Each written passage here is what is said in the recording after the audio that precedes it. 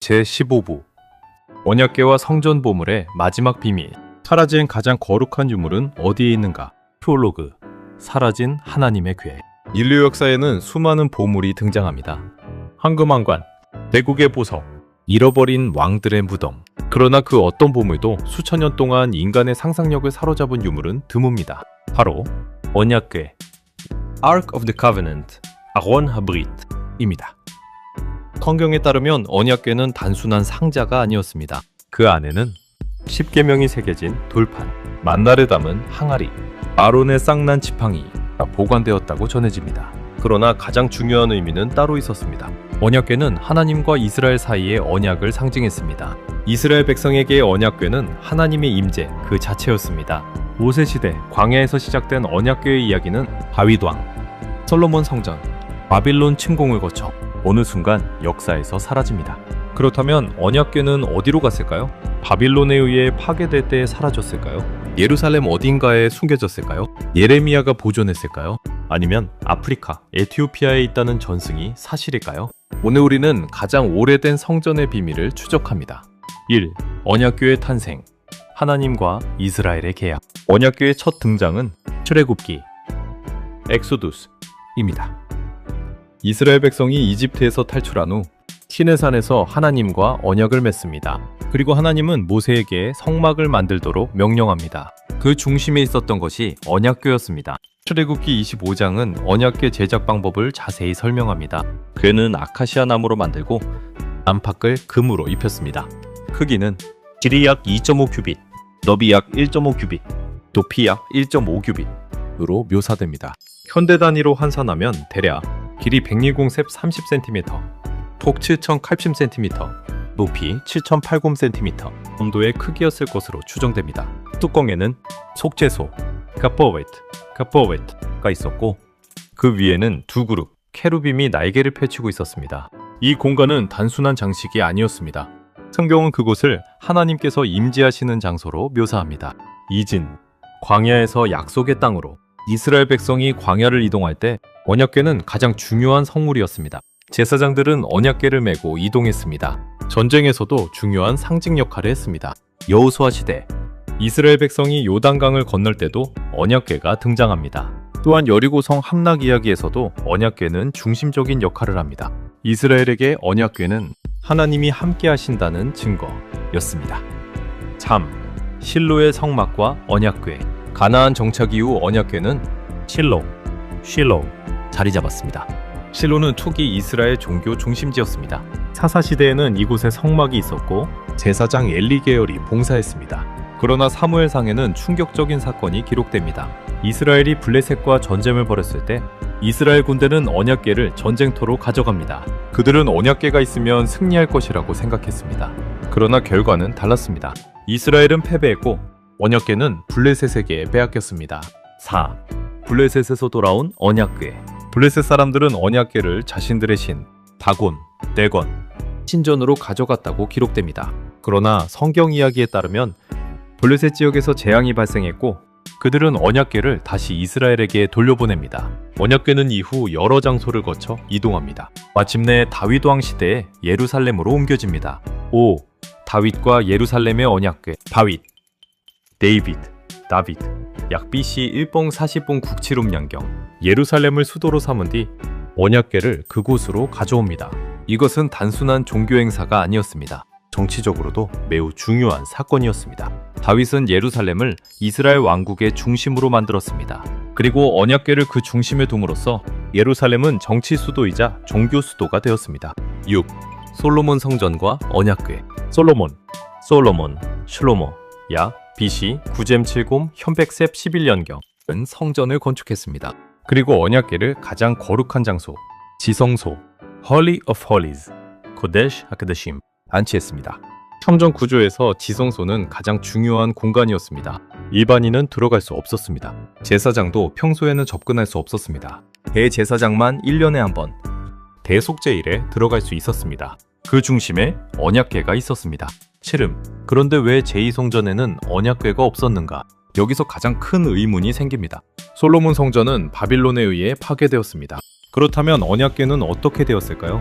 역사 기록에서 중요한 사실이 있습니다. 바빌론 왕 느부갓네살, 네부카네자 네친, BC 634, 몸병 6세 이진년경. 이 예루살렘을 점령했을 때 수많은 성전 기물을 바빌론으로 가져갔다는 기록이 있습니다. 그러나 이상하게도 언약궤에 대한 기록은 없습니다.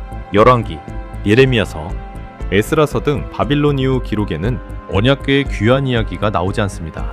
제2성전이 세워졌을 때도 지성소에는 언약궤가 없었습니다. 이것이 바로 언약궤 미스터리의 시작입니다. 8. 바빌론 침공과 사라진 언약궤. 기원전 586년 유다 왕국의 마지막 순간이 찾아왔습니다. 바빌론의 느부갓네살 2세는 예루살렘을 함락시키고 솔로몬이 건축한 제1성전을 파괴했습니다. 성전은 불탔습니다. 황금으로 장식되었던 성전 기물들은 약탈되었습니다. 수많은 유대인이 바빌론으로 끌려갔습니다. 이 사건을 바빌론 유수, Babylonian Captivity라고 부릅니다. 성경 기록에 따르면 바빌론은 성전의 중요한 기물들을 가져갔습니다. 금과 은으로 만든 그릇, 제사용 도구, 성전 장식품 등이 포함되었습니다. 그러나 놀라운 사실이 있습니다. 성경 어디에도 언약궤가 바빌론으로 옮겨졌다 라는 기록은 없습니다. 바로 이 기록의 공백 때문에 세 가지 주요 학설이 등장합니다. 9. 첫 번째 학설, 바벨론에 의해 파괴되었다. 가장 일반적인 역사학적 견해는 다음과 같습니다. 언약궤는 바빌론 침공 과정에서 파괴되었거나 약탈되어 사라졌다는 것입니다. 왜냐하면 고대 전쟁에서 정복자는 적국의 신성한 물건을 가져가는 경우가 많았기 때문입니다. 바빌론 역시 예루살렘 성전의 귀중품을 약탈했습니다. 그러나 문제가 있습니다. 바빌론 왕실 기록이나 다른 고대 자료에서 언약궤에 대한 언급이 발견되지 않습니다. 만약 금으로 장식된 매우 중요한 종교 유물이 있었다면 왜 바빌론 기록에는 등장하지 않는가? 이것이 또 다른 의문입니다. 10. 두 번째 학설, 예루살렘 어딘가에 숨겨졌다. 유대 전승 가운데 가장 유명한 이야기입니다. 바빌론 침공 직전 제사장들이 언약궤를 숨겼다는 주장입니다. 일부 전승에서는 성전 아래 지하 공간, 예루살렘 언덕 아래 동굴, 성전산 내부 등에 숨겨졌다고 말합니다.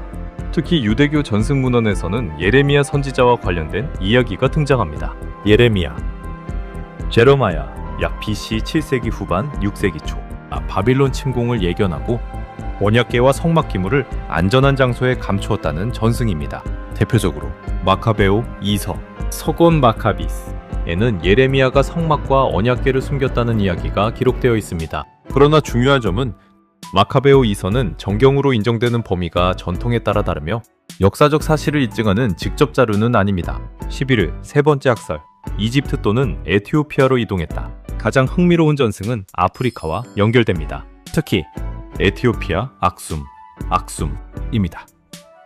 에티오피아 정교회 전승에 따르면 언약궤는 현재 에티오피아 북부 성마리아 시온교회 Church of Our Lady Mary of Zion 보관되어 있다고 주장합니다. 이 전승은 케브라나가스트라는 에티오피아 왕실 문헌과 연결됩니다. 전설에 따르면 솔로몬 왕과 시바 여왕 사이에서 태어난 메넬리크 1세 메닐릭비린 언약궤를 에티오피아로 가져왔다고 합니다. 그러나 역사학계는 이를 사실로 받아들이지 않습니다. 가장 큰 이유는 고고학적 증거가 없기 때문입니다. 현재 에티오피아 교회는 언약궤라고 주장하는 성물을 보관하고 있지만 외부 연구자가 직접 확인하는 것은 허용되지 않습니다. 따라서 진위 여부는 검증할 수 없습니다. 12. 사해문서와 언약궤의 비밀. 20세기 최대 고고학 발견 가운데 하나는 사해문서 Dead Sea Scrolls입니다. 1947년 사해 북서쪽 쿰란 동굴에서 발견된 이 문서들은 제2성전 시대 유대 사회를 이해하는 중요한 자료입니다. 많은 연구자들은 사해문서 속에서 성전, 종말론, 제사, 율법에 관한 새로운 정보를 찾았습니다. 그러나 중요한 사실이 있습니다. 현재까지 발견된 사해문서 어디에도 언약궤의 위치를 알려주는 직접적인 기록은 없습니다. 다만 일부 문서는 성전 기물과 종말시대의 성전에 대해 언급하며 당시 유대인들이 성전과 거룩한 물건에 대해 얼마나 깊은 관심을 가지고 있었는지를 보여줍니다. 13. 언약궤를 찾으려는 현대의 시도. 현대에도 많은 탐험가와 연구자들이 언약궤를 찾으려 했습니다. 일부 사람들은 예루살렘 성전산 아래, 느보산, 이집트, 에티오피아 등을 후보지로 제시했습니다. 그러나 고고학계의 입장은 신중합니다. 현재까지 이것이 모세시대의 언약궤다 라고 인정되는 유물은 발견되지 않았습니다.